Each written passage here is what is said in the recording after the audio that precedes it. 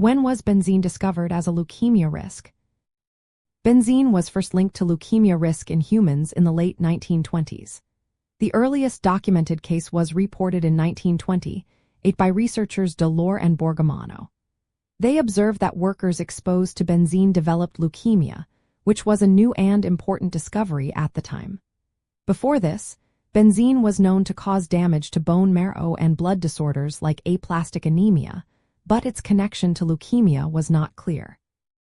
By the late 1920s, there were anecdotal reports of leukemia among workers handling benzene.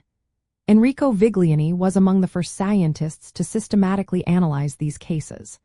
His work helped establish a clearer link between benzene exposure and leukemia. Scientific studies in the 1960s further confirmed that benzene could cause damage to chromosomes in bone marrow cells, which could lead to leukemia.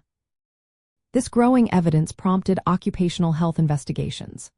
For example, Italy banned benzene as a solvent in work activities in 1963 to protect workers.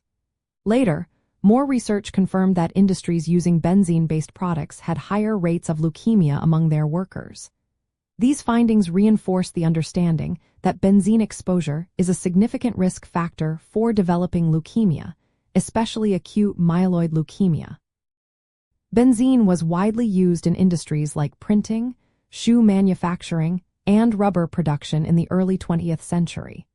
Workers in these fields often faced high exposure levels. The latency period for leukemia after benzene exposure is usually between 5 and 15 years, depending on how much and how long someone was exposed. In 1986, the United States Environmental Protection Agency officially classified benzene as a human carcinogen linked to leukemia. This classification was based on decades of scientific research showing benzene's harmful effects on blood cells and bone marrow.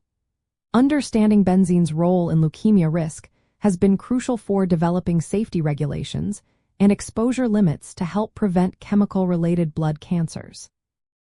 Overall, the discovery of benzene as a leukemia risk dates back nearly a century.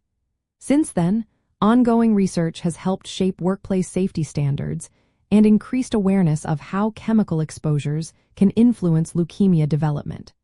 Always consult healthcare professionals for personalized advice if you have concerns about chemical exposure or leukemia risk.